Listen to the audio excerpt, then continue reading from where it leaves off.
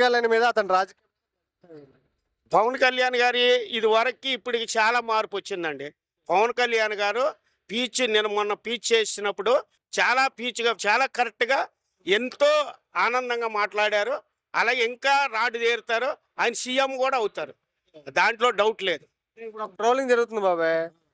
ఆయన పవన్ కళ్యాణ్ విజయ్ గారు సీఎం అయిన తర్వాత వైసీపీ పార్టీ వాళ్ళు పవన్ కళ్యాణ్ ని విమర్శిస్తున్నారు. విమర్శించే హక్కు వాళ్ళకి లేదు. విమర్శించి వాళ్ళే మట్టిలో కలిసిపోయారు. ఇంకా ఆయన విమర్శించడానికి హక్కుగా పవన్ కళ్యాణ్ మీద విమర్శిస్తే మాత్రం ఇంక నామరూపాలు లేకుండా పోతారు వాళ్ళు. అంటే ఏమంటున్నారంటే విజయ్ గారు సింగిల్ గా పోటీ చేసి సీఎం అయ్యారు కదా, దమ్ముంటే నువ్వు కూడా సింగిల్ గా పోటీ చేసి సీఎం అనేసి రోజాను అంబటి రాంబాబు గారు విజయ్ గారు ఎప్పుడైతే గెలిచారో అప్పటి నుంచి విమర్శలు స్టార్ట్ చేశారు. అది తమిళనాడు అండి, ఇది ఆంధ్రప్రదేశ్. ఇది ఆంధ్రప్రదేశ్కి తమిళనాడుకి ఇప్పుడు పుట్టగానే ఒక్కసారి పెద్దోళం అయిపోం.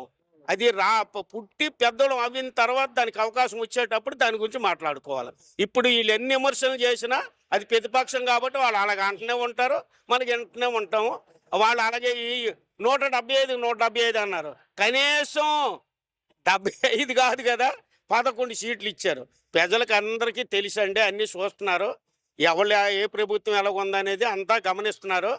ప్రభుత్వం మాత్రం నెంబర్ 1, దాంట్లో డౌట్ లేదు. అంటే బాబాయ్ ఇప్పుడు ఇంకోటి అంటున్నారు ఏంటంటే పవన్ కళ్యాణ్ గారు గెలిచిన తర్వాత హైదరాబాద్ నుంచి విజయవాడ నుంచి హైదరాబాద్ తిరగడానికి సరిపోతుంది, ఏం డెవలప్మెంట్ చేయట్లేదు, ప్రెస్ బయటలోనే తిరుగుతుంది. అది విమర్శించడానికే సరిపోతుంది. కానీ పవన్ కళ్యాణ్ గారు ఏలేటి చూపించే మనిషి కాదండి, ఏలేటి చూపించుకునే మనిషి కూడా కాదు. ఆయన చాలా కరెక్ట్ అయిన మనిషి. ఏది చెప్పితే అది పంచాయతీల్లో నెంబర్ 1 స్థానం వచ్చిందండి. మన దేశంలో 2వ స్థానంలో పంచాయతీలు వచ్చాయంటే అది పవన్ కళ్యాణ్ మాత్రమే.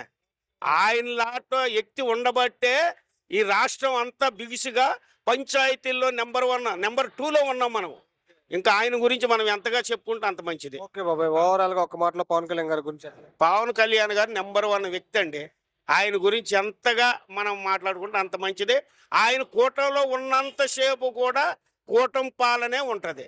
ఆయన ఎన్ని సంవత్సరాలు అయినా కూటమిని పట్టించుకుంటాడో అన్ని సంవత్సరాలు కూడా కూటమే. ఆయన కూడా సైడ్ అవ్వకుండా మన తెలుగుదేశం ప్రభుత్వం కానీ బీజేపీ కానీ జాగ్రత్త చూసుకుంటే చాలు. ఆయన